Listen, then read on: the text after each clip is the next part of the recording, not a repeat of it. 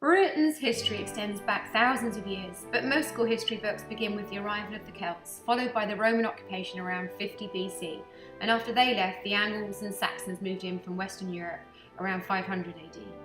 Beginning in the late 8th century, Vikings from Denmark and Norway began to invade and pillage Britain, until finally the descendant of one particular Viking Norseman, William, Duke of Normandy, led an invasion from France and took possession of England in 1066, and eventually took possession of Wales. William's descendants continued to rule England and Wales for the following centuries, with the official language at court being French right up until the 1300s. But England's kings never quite managed to dominate Scotland in the north. In 1215, King John was forced to sign the Magna Carta, basically saying that everyone, including the king, was subject to law. In 1297, William Wallace, great hero of the Scots, led them to a famous defeat of the English at Stirling Bridge. In 1337, the Hundred Years' War with France began. It actually lasted 116 years, and England pretty much lost everything, apart from Calais, which Henry VIII, 150 years later, would manage to lose. Henry VIII also managed to break away from religious rule of Rome and declare himself supreme leader and head of the Church of England. In 1536, England and Wales are officially joined by the Act of Union. In 1558, Henry's daughter, Elizabeth I, becomes queen. She also has her cousin and threat to her throne, Mary Queen of Scots, imprisoned and executed. In 1602, Elizabeth dies without an heir, and Mary, the son of Mary Queen of Scots, James VI of Scotland and James I of England, rules over England and Wales and Scotland, finally.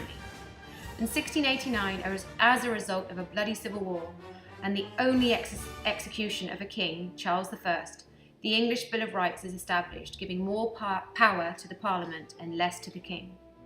In 1707, England and Scotland are officially united in another Act of Union as one whole country called Great Britain. In the 1770s, the Industrial Revolution begins. In 1776, the American colonies declare their independence from Britain. Hooray!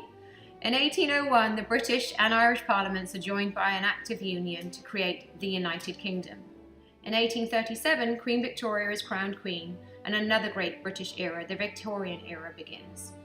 In 1914, World War I begins, with the United Kingdom allied with France and Russia against Germany, Austria, and Hungary. In 1921, the UK agrees to the foundation of the Irish Free State. Northern Ireland remains part of the UK, though. In 1928, women gain the right to vote.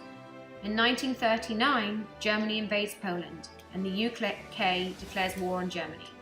World War II begins. The United Kingdom joins the Allies, France, Australia, Canada, and USA, against the Axis powers of Germany, Italy, and Japan. After the war, Britain's great leader Winston Churchill is beaten at the elections with the promise of a new welfare state, where all citizens are ensured education and healthcare from cradle to grave. In 1945, the UK becomes a charter member of the UN and its Security Council. In 1948, the National Health Service is established, providing free healthcare to all citizens of the UK. In 1949, the UK becomes a founding member of NATO. In 1952, Queen Elizabeth II is crowned, and in 2015, she became the longest-serving monarch in the UK.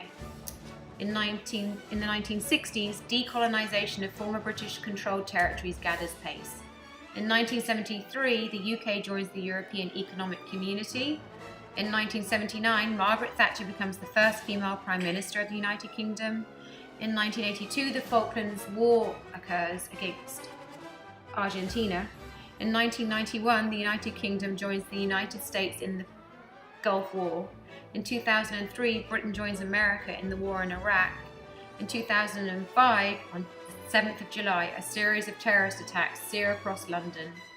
And finally, in 2017, Britain formally applies to leave the European Union after a referendum vote the previous year in 2016.